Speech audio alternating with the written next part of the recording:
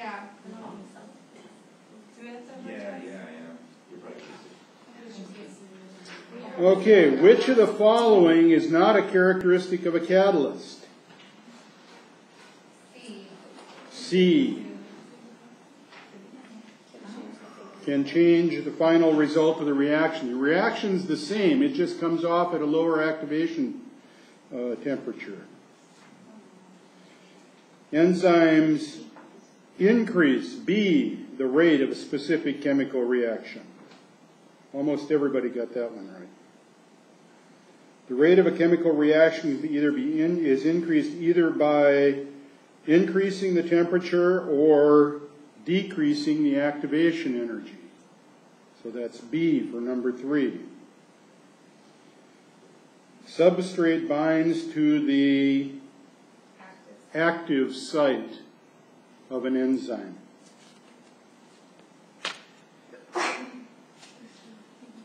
Enzymes which remove a hydrogen are dehydrogenases. In an enzymatic reaction, when the temperature is increased to a point past the point of optimal temperature, the enzyme starts to reduce its catalytic activity, B. Metal ions, number 7, metal ions such as magnesium or calcium are cofactors. D.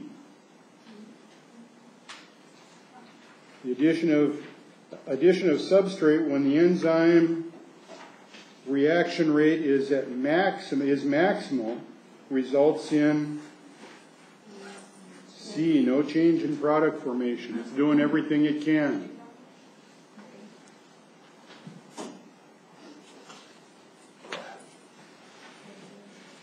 In response to an increased concentration of the final product of the metabolic pathway, C, the final product acts as an allosteric regulator of one of the enzymes. Negative feedback. Energy transformations result in an increase of entropy.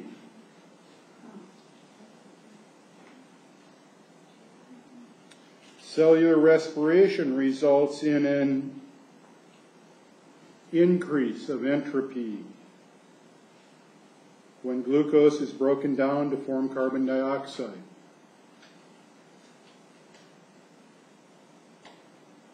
A calorie, D, is the amount of heat required to raise the temperature of 1 cubic centimeter of water 1 degree Celsius. 13, ATP, B, is the universal energy carrier.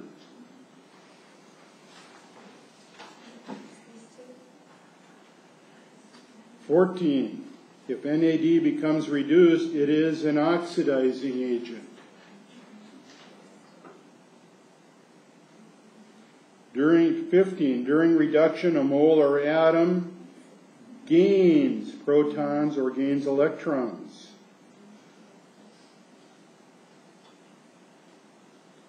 Oil rig, reduction, gain. The final electron acceptor in anaerobic cell respiration is oxygen. Isn't it a proton and H positive? So if it gains an H positive, it's not losing an electron? Which one are you talking You about? said question 15. You said gains a proton, but proton is H plus. It's not positive? If it gains a proton or gains an electron, it's being reduced. Okay, but my question is, a proton is H. You consider a proton and a hydrogen the same thing. Okay, so isn't it H positive? So it doesn't give a negative charge? Yes, it gets a negative charge. It does. When it gains that hydrogen, you got a negative charge, but it's still reduced.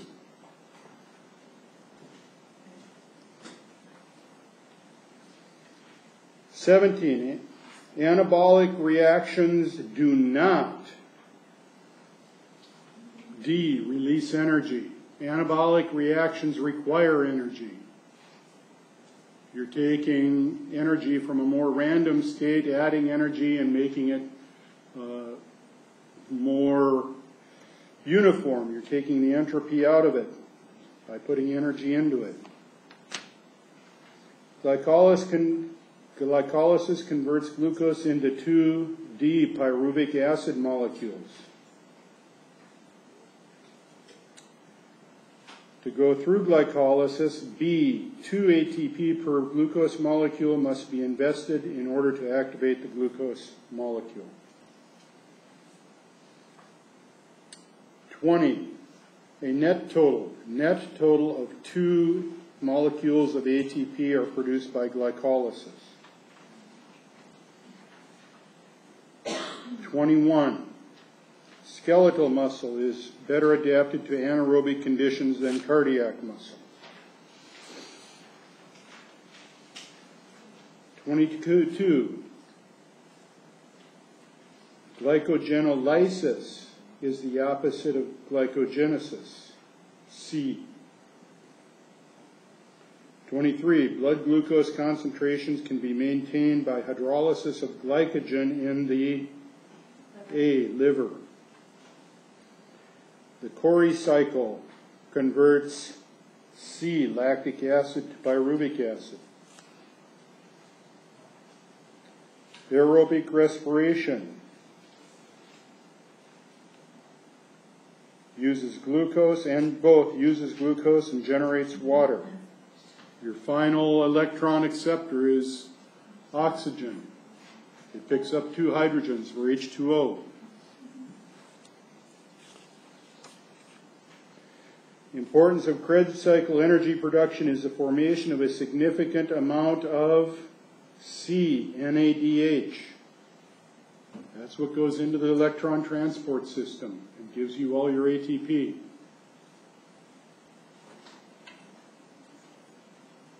'27, the final electron acceptor in the electron transport chain is C, oxygen. To form lactic acid from pyruvic acid, it is necessary to have NADH.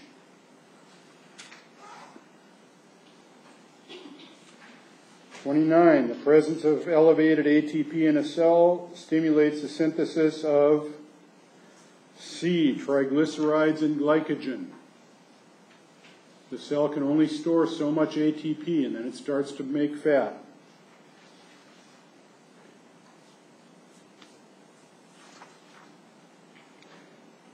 Glucose 6-phosphate can diffuse out of a cell, true or false? False. Metabolism is the term that refers to all reactions in the body that involve energy. True. The electron transport chain system is responsible for the production of the majority of cellular ATP. True. How much of the total body water content is in intracellular compartment? B, 67%. D, integrins are a class of glycoprotein that bind the components in the extracellular matrix, thereby acting as adhesion molecules between the cells and the matrix. 35, A, selectively permeable is a term that describes a membrane that allows only certain molecules to penetrate it. C, simple diffusion. Transport does not require membrane proteins.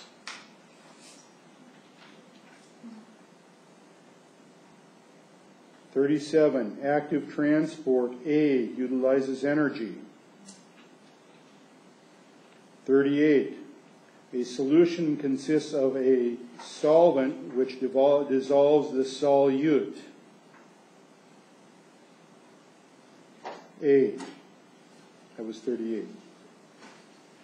39, channels present in the membrane of some cells that allow the rapid movement of water are called C, aquaporins.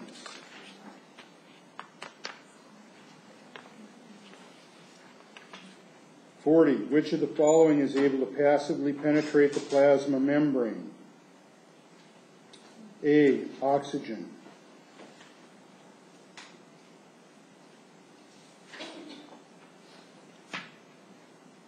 Osmotic pressure of a solution is directly related to its B, solute concentration.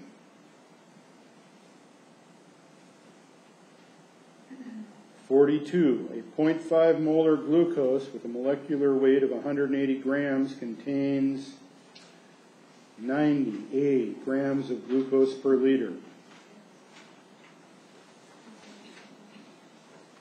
43. A cell placed in a 9% saline solution would be crenate. I think that was the worst one for people missing it. Because I think in the homework it was in the lab it was lice. That's why No. You had a 10% in your lab and it was crenate. What is saline for? Sodium chloride.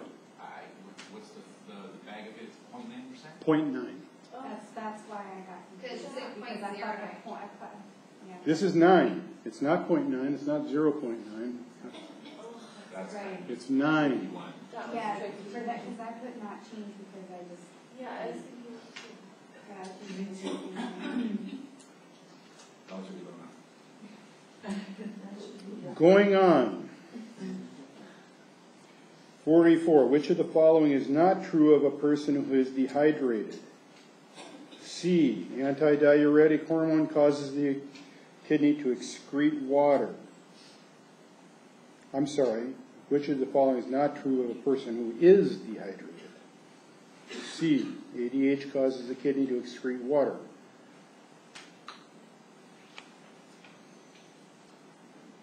Which of the following is not true of hypoglycemia? C. Characterized by high plasma glucose levels. That was another bad one. Half of you missed that.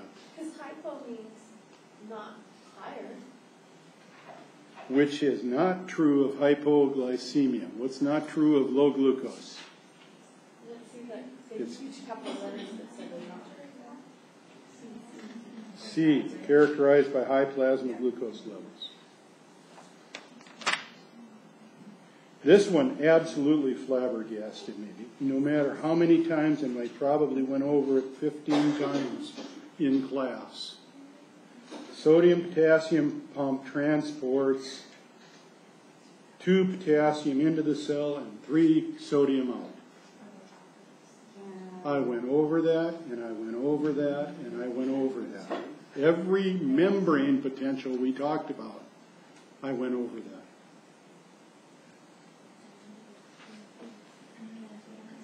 Transport of molecules out of the urinary filtrate into the blood is called B, reabsorption. That's different from absorption because they've already been excreted in the urine and then they're reabsorbed, as opposed to the gut where they haven't been in the body and they're absorbed for the first time. And half of you missed this one. The primary intracellular cation is potassium.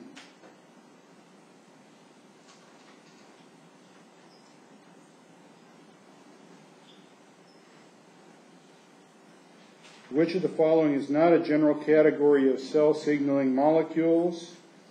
B, enzymatic signaling.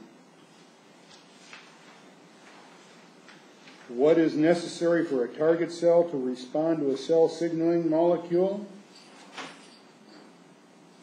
Protein receptors.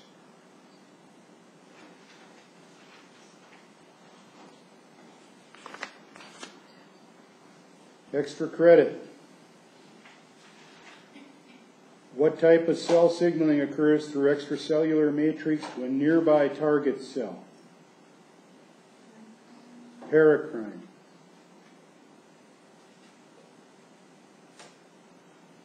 I answered this one in the review session. What type of cell signaling use chemicals called neurotransmitters to innervate its target organ? A, synaptic. What enzyme has the lowest pH optimum? Pepsin, D.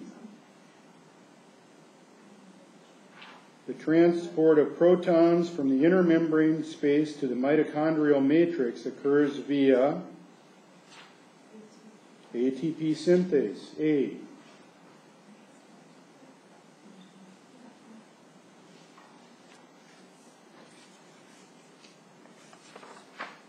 How many ATP would be formed from an 18-carbon fatty acid?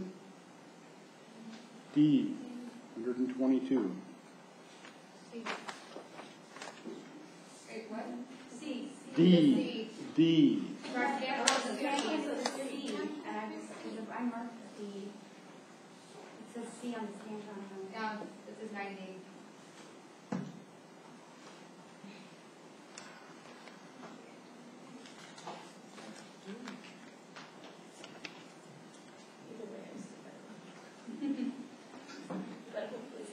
What is the right answer? But on the Scantron it says C. The right answer is D. Okay, everybody gets, everybody that got it right. And I will go back through the scantrons and correct anybody. No, you cannot erase your scantron.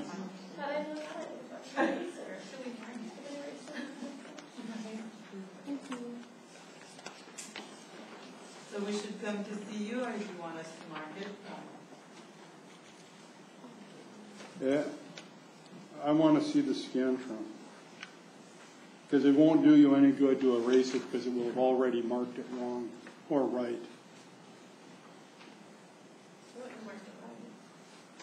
Well, if you put D, or if you put C, you would have marked it right. Yeah. Yeah, that means I've got, anybody that puts C, I've got to take the point away from, right? You You should can't do do that. I didn't put C. I chose the wrong one altogether. Me too. I put A. Me too. So that was wrong. I didn't even know how those came right. I had no idea. I Oh, don't that's have it? a calculator or anything. Yeah, that's So I it. was like, that's too big a number for I'm not my going to head. do it right now. Okay. I need the tests back and the scantrons back. Especially if you want to get credit for this. Yeah, so what do you want to do, a special pile if you actually mark D? Can we get half a point for being honest and not changing it? Like I said, it already marks it there. Yeah, but if I marked D, it would have marked it wrong anyway. If I erased my answer and marked C or D, it would. I would never do that, but if I could do that. You know what I'm saying? Because it marked hers wrong. See, she wrote D and it marked it wrong that it was C. You're so honest. You're honest. Where's this one go? I just grabbed it from that pile right there. It was on there. Just put your Well, this goes back. I didn't get it. You didn't get it? What number are you talking about on here? We're 55. talking about 55 should be D. I put D.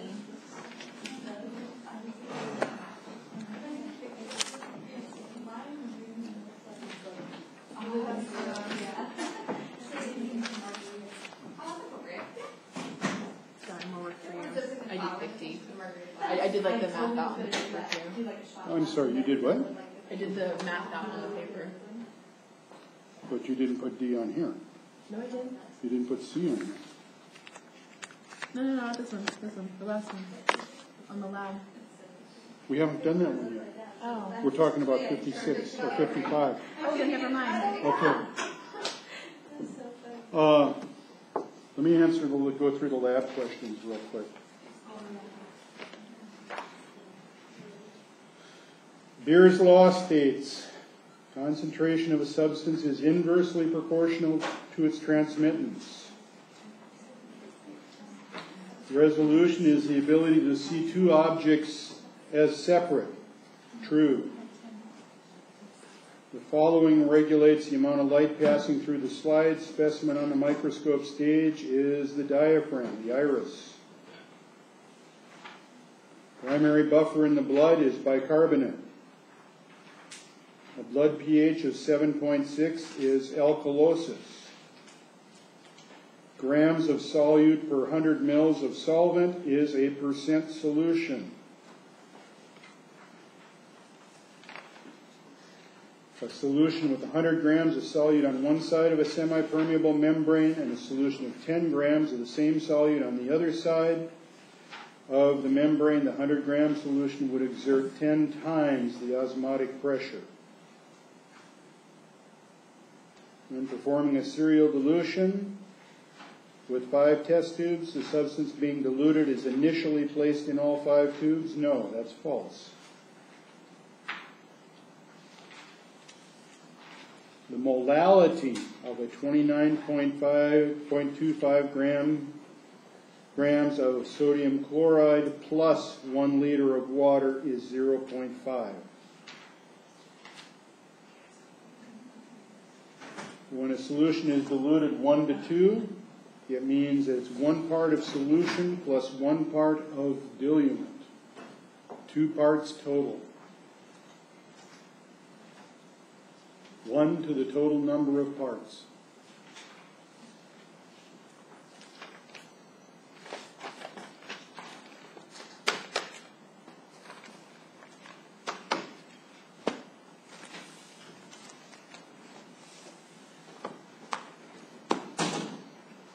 Okay, have I got all the tests back?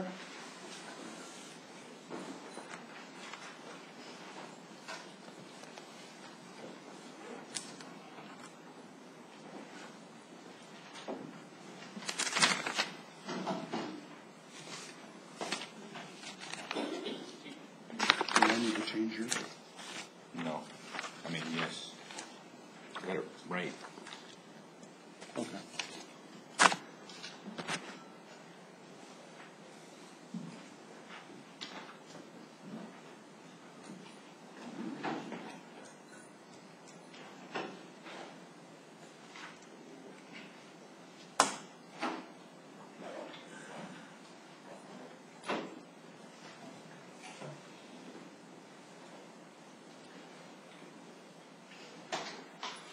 Okay, going on with Chapter 8.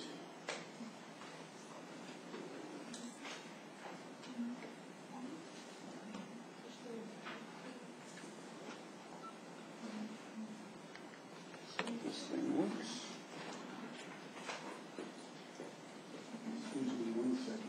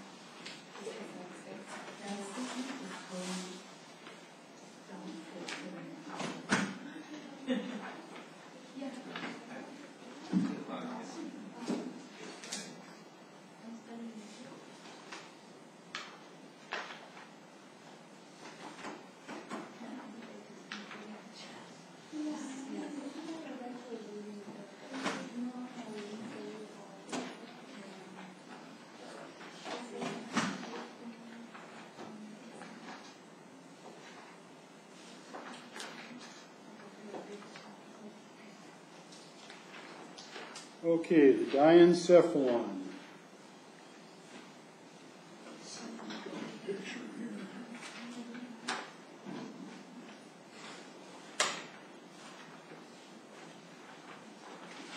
Part of the forebrain that includes epithalamus, hypothalamus, and thalamus, and part of the pituitary gland. So here's your diencephalon here. And I'm not gonna, like I said, do an anatomy class. It's part of the midbrain, actually. Epithalamus contains the chorioid plexus over the third ventricle. This is what produces your cerebral spinal fluid. It has a pineal gland which secretes melatonin. Melatonin is secreted when it's dark. It secretes, it regulates the circadian rhythm, the 24-hour rhythm of the human body. Okay, the epithalamus is located towards the top of the thalamus and back. It includes the pineal gland, the habenler nuclei. The pineal gland is to cause sleep because it releases a hormone of melatonin when it's dark. That's why it's thought to cause sleep. The habenler nuclei are associated with the smell and emotional responses to smell. The thalamus, relay center for which most sensory information is passed to the cerebrum. The thalamus is here. Right in here.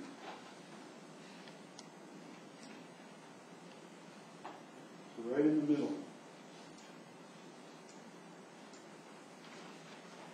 It promotes a state of arousal from sleep and alertness. Now, remember what I talked about kind of on or off since the class started. The body uses a negative feedback system, but with nerves, with glucose production, with sleep, with the muscles, it's never just one thing. There is an antagonistic scheme going on all the time. So when we talk about sleep, you talk about neurotransmissions that keep you awake, and then others secreting GABA to block them. And if you kind of just do the math, whichever's more, you're going to wake up. Or you have more of the GABA, you're going to stay asleep. So this, so here, part of the thalamus is promoting arousal from sleep, and part of the epithalamus is helping you go to sleep. It's going on all at the same time. And that you're going to see that through the whole talk of the neural system, and actually through most of this semester. You're going to see this antagonistic reaction, because that way you can really fine-tune what happens. Thalamus occupies most of the diencephalon. It's bigger than the other parts. Relay for sensory signals coming up the spinal cord to the cerebral cortex, to the cerebellum and the brainstem. Thalamus also allows reading of sensations as temperature and pain. Hypothalamus. This one is huge. Important for maintaining homeostasis and regulating the autonomic system, which we're going to talk about in Chapter 9. Hunger, satiety, thirst, regulation of body temperature, regulation of sleep and wakefulness, sexual arousal, performance, emotions, fear, anger, pain, pleasure, control of the endocrine system. That all comes out of the hypothalamus. And we will touch on it in this chapter. We touch on it here. We'll touch on it in the autonomic system, and then when we hit the endocrine system, we'll get into it even more. So a lot of what we're going to do in Chapter 8, up through Chapter 8, and even into Chapter 9, is you're learning the lingo.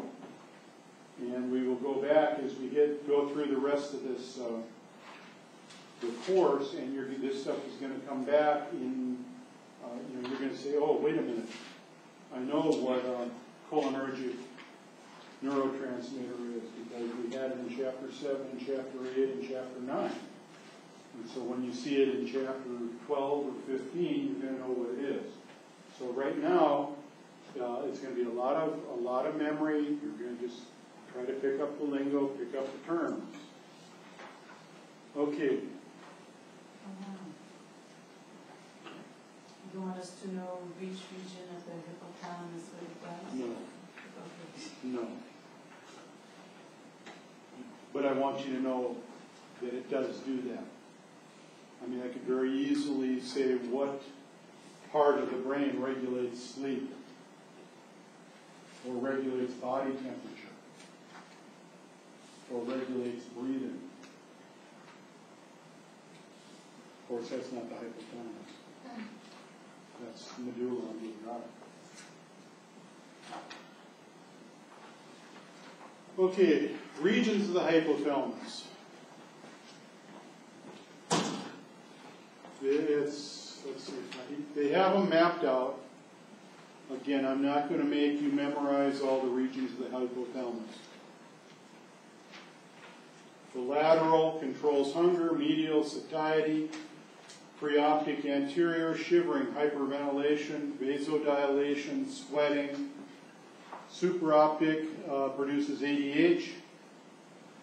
It's produced in the hypothalamus. It's stored in the pituitary. And then it's released from the pituitary when it's needed. The paraventricular produces the hormone oxytocin, which stimulates childbirth. Okay, it's located towards the lower part of the thalamus. Maintain homeostasis. It's probably the biggest organ for maintaining homeostasis. Monitors osmotic pressure. That's when about deleting or secreting the ADH. Monitors the temperature. Functions are carried out. Controlling the autonomic nervous system, which we'll get into in chapter 9. Controlling the pituitary gland, regulating emotional and behavioral patterns, drinking, eating, controlling the body temperature, regulating sleep, consciousness. It's a busy organ. And it's only about 4 millimeters, about the size of a pea, maybe a little bit bigger than that. Okay, regulation of the pituitary glands, regulated by the hypothalamus. ADH and oxytocin are transported along the hypothalamal hypophyseal tract to the posterior pituitary. You have the anterior pituitary and you have the posterior pituitary. The posterior pituitary is connected. The anterior pituitary is acted on by hormones. Hypothalamus also produces releasing hormones and inhibiting hormones that are transported along the adenohypophysis to the anterior pituitary to regulate the secretion of pituitary hormones. Subthalamus, directly below the thalamus, it contains the red nuclei and the substantia nigra. What we're going to worry about is the substantia nigra, because it's very intricate in movement. And it's the problems there when you come up with Parkinson's disease. That's one of the areas where you have some problems, is in the substantia nigra. Circadian rhythms, suprachiasmatic nuclei, SCN. They contain about, this is in the hypothalamus, contain about 20,000 clock cells with an activity that oscillates every 24 hours. Now, there have been experiments to try to break that, and I think they have, but it took months. When you control light or dark in either 12 hours or 36 hours to break this rhythm. It's trained by information about the day length from the eyes. Tracks of the cells in the retinas. Well, then what happens with jet lag? Like if you quite a year from here. I mean, your system just screwed up. It doesn't want to do with the lifetime, right? It's more to do with the sleep. So your hypothalamus would be controlling that, right? Yeah, I would expect. I never thought about it. But yeah, your rhythm is set up for here, and you change it by, well, let's pair it's 14 hours. It's always easier for like to come back than to go to removed. Just for me, I get over there and I take a sleeping pill and sleep for a day. But then come back is easy. Yeah, well, it's just like working on the double. Easier. Okay, Easy, but easier. it's entrained again. The eyes, tracks of the cells, the retinas, the light that we're used to, 24-hour day. As long as you don't have days, go back to daylight savings again. Controls, again, we talked about melatonin. It's secreted from the pineal gland. Secreted in the dark. Helps keep you asleep. The midbrain and the hindbrain. The mesencephalon, the midbrain, is the only one that isn't divided up. The superior colliculi handles the visual reflexes. We'll get to that when we get into chapter 10. And we talk about the sensors. Inferior auditory, again, we'll get into that in 10. Cerebral peduncles. In 10, the red nucleus connects the cerebrum and the cerebellum. In motor coordination. Again, substantia nigra, part of motor circuit. It's part of the dopaminergic nigrostriatal system. The dopamine system is what's messed up in Parkinson's. You don't have enough dopamine. Dopamine is again a neurotransmitter. So what happens is you cannot have intentional movements with Parkinson's. Midbrain, the ventral tegmental area, the VTA, again, it's part of the dopaminergic mesolimbic system that sends neurons to the limbic system. And what's the limbic system do? What is it responsible for? It's the circular system. It's responsible for emotions. And the nucleus accumbens is in the forebrain. It'll be involved in behavior, reward, implicated in addiction and psychiatric disturbances. Dopaminergic pathways. Here you have to look kind of close. Here's mesolimbic, and here's nigrostriatal in blue. These are the pathways. It's coming out of the substantia nigra, and it's coming out of the forebrain bundle and the ventral tegmental area. And these are the dopamine is a neurotransmitter, and when we get into the muscle movement, the skeletal muscle movement, we'll get into that again. But again, like in Parkinson's, this is what's messed up. This is why they would give you an L-DOPA for a while, until your body builds the antibodies to it, and it'll help Parkinson's a little bit.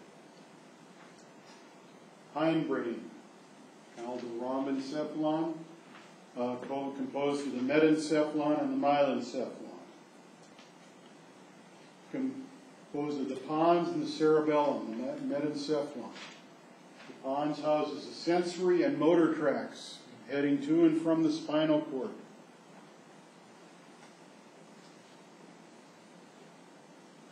Trigeminal, abducens, facial, vestibulocochlear nerves arise from the pons. The two respiratory control centers are found in the pons. Apneustic, rhythmic control of breathing, pneumotaxis, controls respiration. It keeps you from breathing too deep or too slow.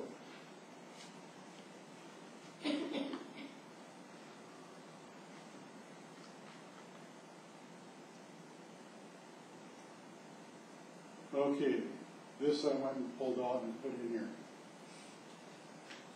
The apneustic center, lower pons, promotes inspiration by neurons in the medulla oblongata. Constant stimulus. Sends signals to the dorsal respiratory center, in the medulla, to delay the switch-off signal from the inspiratory ramp provided by the pneumotaxic. So the pneumotaxic controls the intensity of the breathing. The apneustic controls the rhythm of the breathing.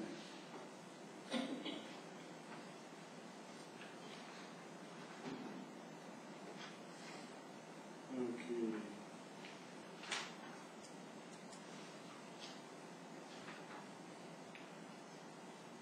Pneumatic center, we're looking at.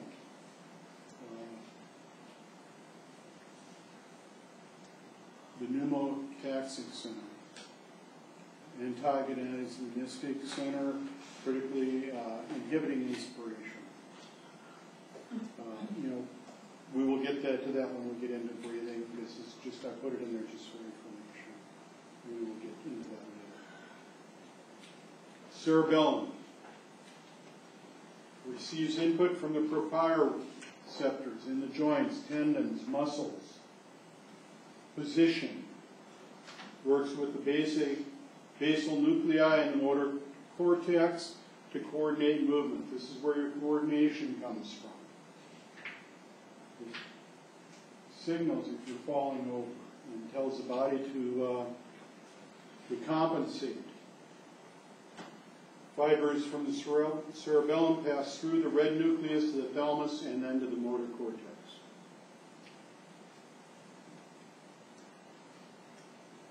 Cerebellum is the second largest part of the brain. It's separated from the cerebrum by the groove known as the transverse fissure. Attached to the brain by three parts: inferior cerebral peduncle, connect the medulla oblongata to the cerebellum, the middle peduncle, and the superior peduncle. Connect the midbrain and the pons to the cerebellum. The main purpose is to process muscle movements and to see what is actually happening. If the muscle is about to move improperly, it corrects it. Along with the job of making sure the body moves smoothly and coordinated. Good posture, balance, all that comes out of your cerebellum. And that's kind of the take-home message. We'll get into there more when we get into the skeletal muscles. What is the take-home message? Your cerebellum is going to do muscle movement, posture, balance, coordination.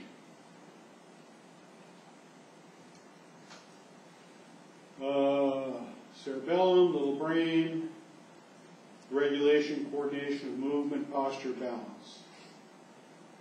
The cerebellum is actually much older than the cerebrum. Embryologically, it's formed before that. So,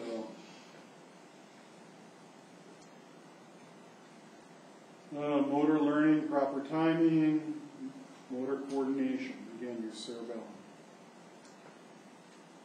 When they say, like in the book, they say current investigations, here they say implicate that the cerebellum can be participating into the sensory data, memory, emotion, and higher function. Well, if it's in process right now, how do you perceive that? Let's say for an exam, do you consider that it is happening, or do you... It's in process. I wouldn't teach it. So you would not... Because I'm in 35 years in medicine, they come in and say, oh, there's just, it's better than sliced bread process that's come out. And you guys got to adapt it. And then 10 months later, I'm throwing all that stuff away because they didn't pan out. So I'll wait till, and believe me, from the time I took physiology, you're getting a whole lot more than I did. I mean, there was stuff that just, we just didn't even know back in, the 1600s when I took it. Stuff like the pre-mRNA, totally unknown when I took it. Some of this stuff with the neurotransmitters and the effects of the atropine and stuff like that. They didn't know at that time. Myencephalon made up the medulla oblongata. Remember that one. We're going to visit this one a lot. All the tracts that go up and down through the spinal cord are coming through the medulla oblongata. The pyramidal tracts are in there. You get a lot of crossover. This is where a lot of this stuff, you sense it on the left hand that's, being enacted on the left side, and it's actually on the right side. The nerves are crossing over in the pyramids. Cranial nerves, 8, 9, 10, and 11 and 12 come off the medulla. And we'll get into the cranial nerves in chapter 9, actually a little bit in chapter 8. This controls your breathing. It's right back here, where you really don't want to get hit and have it crushed, or you'll be on a respirator the rest of your life.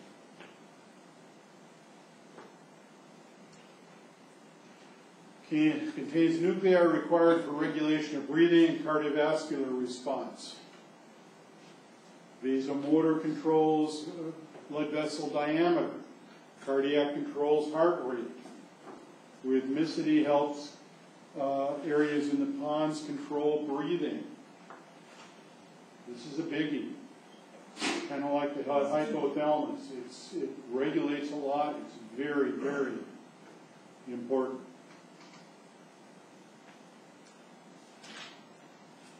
Okay, found in the brains of vertebrates, controls a number of autonomic functions. Now, this is what we're going to get into in chapter 9. Autonomic means that it's auto.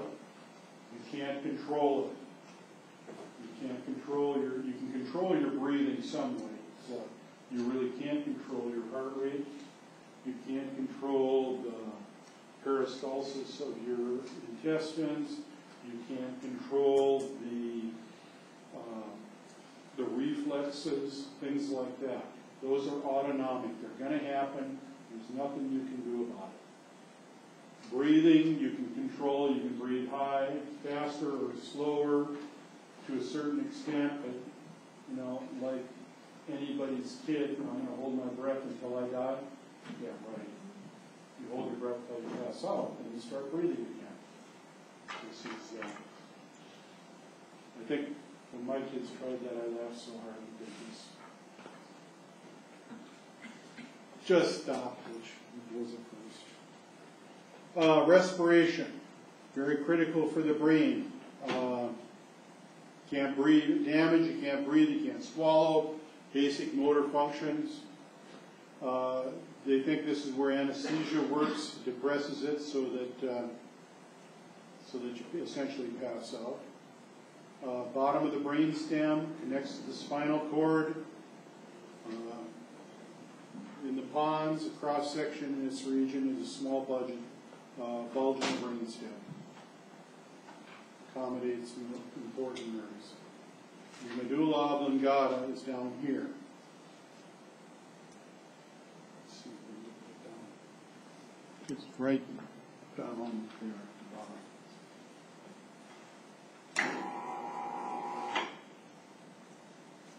Right down here.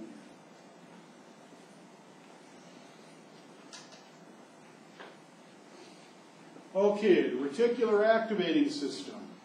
As I said earlier, you've got a system that is antagonistic, that kind of keeps you awake and kind of lets you go to sleep. This is your reticular activating system is the one that kind of keeps you awake. You tune out, at night, you got to tune out the senses. You have to have some way to tune out the sensory information. And this depends on the activation and inhibition of the reticular activating system. It includes the pons and the reticular formation of the midbrain. Arousal from sleep. The neurons in the pons release ACH, acetylcholine, to the thalamus, enhances passing of sensory information to the cerebrum. Everything fires up. You're getting your information into the brain. You wake up. The lights turn on, dawn comes, melanin goes down. Now, neurons from the hypothalamus and the basal forebrain release monoamines, which are another neurotransmitter. Again, that helps you with your alertness. Now, again, neurons from the lateral hypothalamic release arousing polypeptide hormones. So you have polypeptide hormones, you have hormonal, and you have neural transport. You have the monoamines and you have the acetylcholine. Loss of these neurons, they think that there's it might be an autoimmune disease that breaks down the ability to make these neurons, these neurotransmitters, and you get narcolepsy. Narcolepsy is, even having a good night's sleep, I could be standing here and fall asleep with narcolepsy. Not that many I could stand here and fall asleep too. Thank you for that vote of confidence. It was just a joke. Hey, I listen to my own lectures. I know exactly what you're talking about. At least I get to walk around up here. Anyway, narcolepsy. If you've ever seen somebody that's narcoleptic, they could be sitting here talking to you, and then they just go boom. They're asleep. They can't drive because you never know when it's going to happen. So I know there's some drugs, I'm not exactly sure what they are, so they can do a little bit better now. Sleep. Remember the VLP? Ventrolateral preoptic area. In the hypothalamus, releases GABA, and onto other areas of the reticular activating system. This inhibits. Remember, GABA hyperpolarizes the cells, the synapses, so you cannot, it's much harder, it takes a much bigger stimulus to get that to fire, to get that neuron action potential. The GABA is inhibitory. The amount of GABA, that helps you sleep. The more, the easier it is to sleep. The less sensory input is going into the cerebellum or the cerebrum. Less sensory input.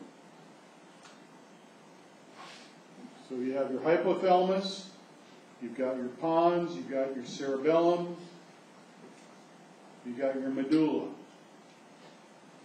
Here you've got the red. Here, these are all activating, and then you've got some inactivating. You've got your GABA, which is really the only inactivating one that you've got. And as long as it can block the transmissions, then you go to sleep. But like I said, you've got what it does. It doesn't totally block them. It just makes the you need a bigger stimulus. So that's when the smoke alarm goes off. Or when the wife comes in at midnight and turns all the lights on because she wants to read you that. But we don't get into that. The answer to that is you leave the lights on before you go to sleep. Structure. So this is you have this antagonistic system working for sleep. And when the stimulus increases enough, the light comes in, daylight, whatever, you wake up. Okay, I think we covered all this. Part of the mammalian brain stem, it's believed play a role in many functions, including sleep.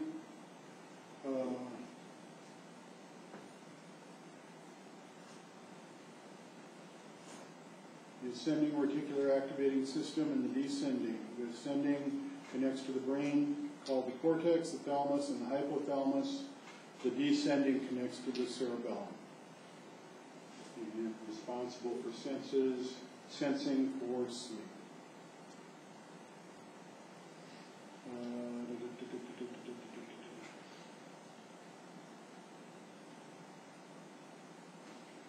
In cases where it's damaged, a coma may result. Narcolepsy, and they think this is relatively new, that it might be part of the attention deficit, ADD. And if I didn't have time, I was going to look up some of the drugs for ADD and see exactly where they were effective. But maybe by next time I'll do that. Psychotropic drugs that, other than trauma, psychotropic drugs will affect this. Melatonin, it works by turning on and off consciousness. Melatonin comes out of the hypothalamus.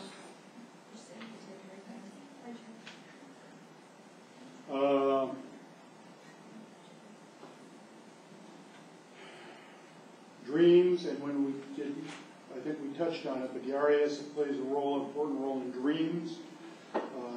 They show that it's very inactive during the deep sleep, but when you have REM, rapid eye movement, that your RAS system is wound up. Because you're essentially looking at pictures inside your head. You're dreaming. Your eyes are moving.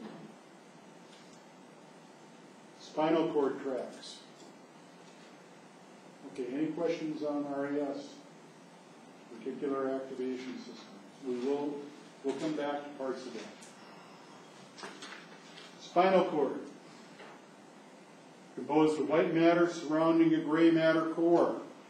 The opposite of the brain.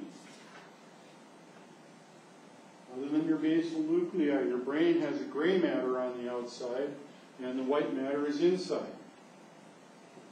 Gray matter is arranged with a left and right dorsal horn and a left and right ventral horn. You have 6-5 columns called funiculi. Ascending and descending fiber tracts, 6 columns. Ascending tracts are given the prefix spinal. It starts in the spine and it goes up. And then it goes and suffixes on whatever region its synapse is on. Spinothalamic, spinocerebellum. Descending tracts are given the suffix spinal, and the prefix indicates the brain region that they come from. So if it's coming from the brain down, you start with the name of the region of the brain, and then put spinal. If it's going up, you start with spinal, and then tell the name of the region of the brain where it's synapses.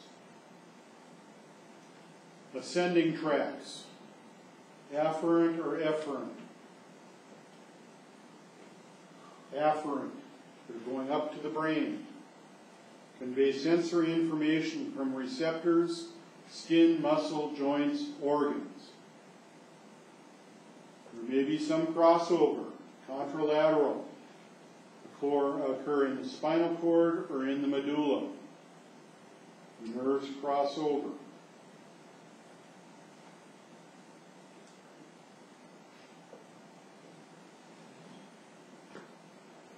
Okay. Tract, anterior spinothalamic. Spinal, it starts in the spine, it's coming from the spine, it ends in the thalamus. It goes up the posterior horn of one side of the cord, and we'll have, I think we have here's your horns here.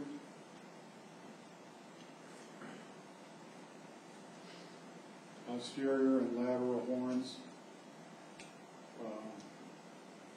Posterior horn on one side of the cord, crosses to the opposite side, termination in the thalamus.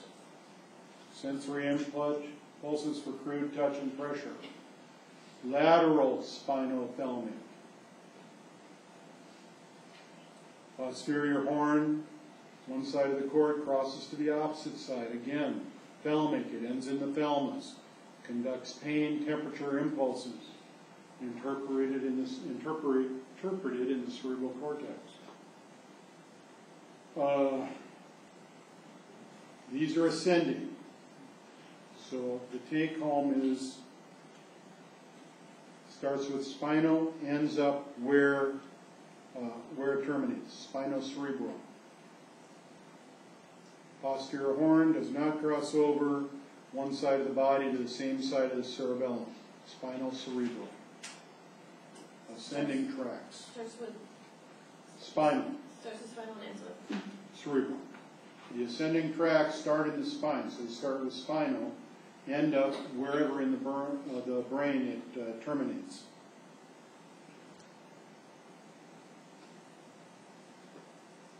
So here's a pain receptor. Here's the lateral spinal thalamic tract, axons. It's going here and then up into the thalamus.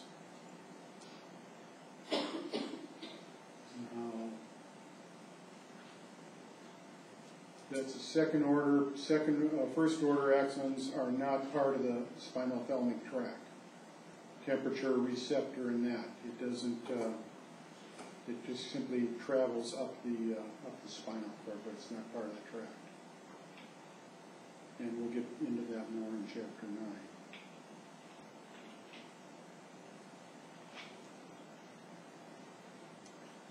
Descending tracts. We have the cortical spinal or pyramidal, descend directly without synaptic interruption from the cerebral cortex to the spinal cord. Cell bodies of these neurons are located in the precentral gyrus, superior frontal gyrus. What's the gyrus on the brain? The ridge, as opposed to the sulcus, which is the depression. Precentral, in front of the center, precentral gyrus. Descending pyramidal tracts, 80 to 90% cross in the medulla, and descend as lateral cortico-spinal tracts. So it starts in the cortical area of the brain, goes down the spine. Those that do not cross descend as anterior, not lateral, cortical spinal tracts. They cross in the spinal cord. Descending pyramidal tracts. And again, at this point, we're just introducing you to this. We will be getting into it later. Primary motor control, cerebral cortex. It's coming. It's descending. The lateral cortical spinal tract, and it's going down to the muscle. Here, you have the anterior cortical spinal. It's not crossing over, it's going straight down. Extrapyramidal tracts originate in the brainstem, controlled by the motor circuits of the corpus striatum, substantia nigra, and thalamus. These are your motor circuits. These are what tell the muscles to move. Symptoms of Parkinson's disease reveal the importance for initiating body movements, maintaining posture, control facial expression. I think that I had told you once, you can walk into a waiting room and you can see a Parkinson-type stare because they can't control the facial muscles, and they have a pill rolling with their hands. They'll be sitting here, staring and pill rolling. And you can almost tell Parkinson's from across the room. Extrapyramidal tracts. Reticulospinal tracts, major descending extrapyramidal tracts. The reticulospinal. The reticular formation of the brain. Reticulo, that's where they come from, down the spine. Reticular formation of the brain. Stimulated or inhibited by neurons from the cerebellum, basal nuclei, and the cerebrum. Vestibular spinal tracts from the vestibular nuclei and ruberal spinal tracts, rubro, red, arise from the red nuclei.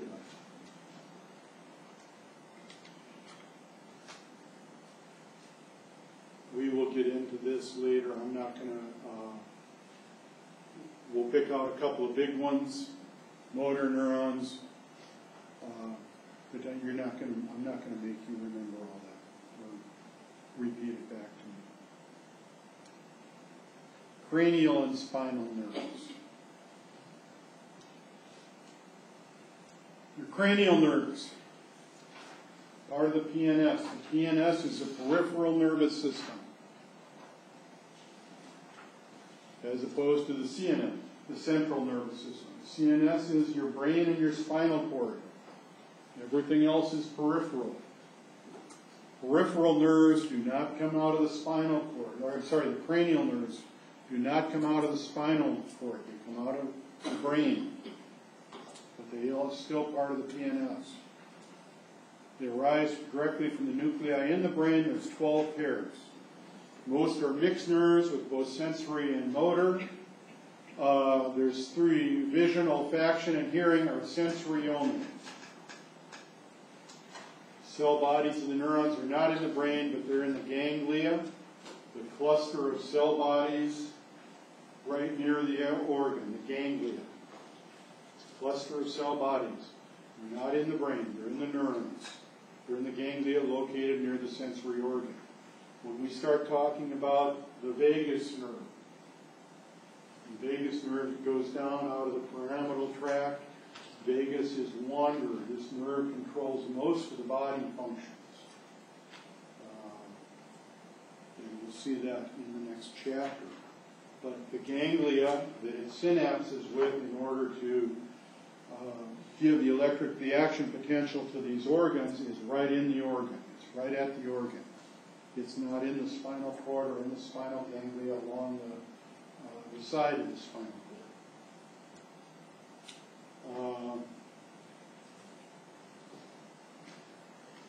Here they are. I'm not going to make you memorize them at some point because we will get back into these when we get into the different body areas. But these are the cranial nerves. And this is in your book. Spinal nerves. These are the nerves that come out of the spinal cord. There's 31 pair. 8 cranial, 12 thoracic, 5 lumbar, 3 sacral, 1 coccygeal. They're all mixed nerves. Separate near the spinal cord and the dorsal root, carrying sensory and motor fibers. Dorsal root ganglion houses the sensory neuron cell bodies, and we'll see that again. We'll see that in chapter 9. Spinal nerves. You have 12 paracranial. You have 8 cervical spinal. These are not spinal, they're cranial. Spinal, you have 8 cervical, 12 thoracic, 5 lumbar, 5 sacral, and 1 coccygeal. Reflex arc. Reflex is an automatic response to a stimulus. Essentially, there are things that are going to happen that your body isn't going to wait for the stimulus to go up to the brain, decide whether it's something that's nasty or not, and then send a message down to that motor or that muscle to move. You know, when you have the pain from touching something hot, you have the pain from getting something in your eye. You can't help but blink. You can't help. Ever try to sneeze and keep your eye open? Eyes open? Can't do it. Can't do it. Well, what happens is it's an automatic reflex. It goes sometimes to the spinal tract, sometimes to the pyramidal tract. But when you do the reflex of the knee, I think in your book they talked about the guy that had the stroke, but he still had the knee jerk reaction. Well, it never got past the lower back. It goes up there. When it hits the spinal cord, it comes in touch with the neuromuscular nerve, and it just goes right back out, and the knee jerks. It doesn't have anything to do with the brain. That's a reflex. So you go to skeletal muscle, you go into the spinal tract, it hits the motor neuron, and goes right back out. I'm sorry, I went the wrong way. Here's your sensor of pressure, and your knee jerk, it's a pressure sensor. Goes into the sensory neuron, hits the associated motor neuron, goes right back out, and you've got your knee jerk or your muscle movement. It also goes up to the brain so that you know you've been hit, but it isn't the brain that causes the knee jerk. It's a reflex action right here, this reflex arm.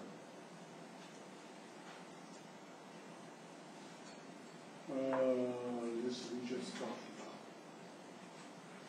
It's a lack of conscious control. It's going to happen.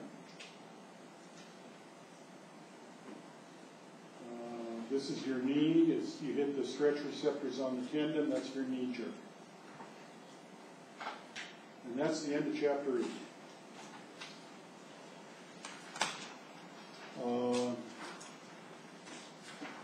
Why don't we take 15 or 20 minutes, and then we'll start on chapter 9. And we should be able to get through chapter 9 fairly quickly, which means we won't have lecture on Thursday. We'll just do the lab. And we're all, we're where we're supposed to be lecture-wise, unless you want to have,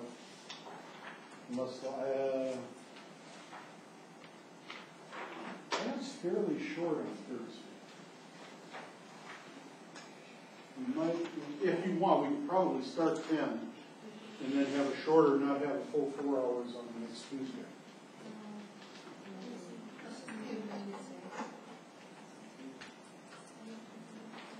I'm not confident in a shorter day. I could use a short lab day. Yeah, us too. Okay, why don't we take, say, 20 minutes. Be back at 22 and let's start on chapter 9.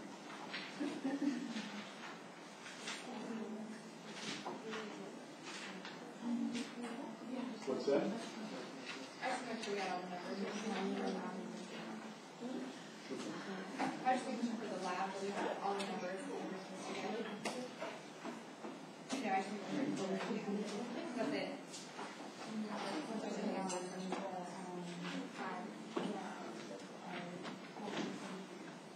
Okay, do I have your homework?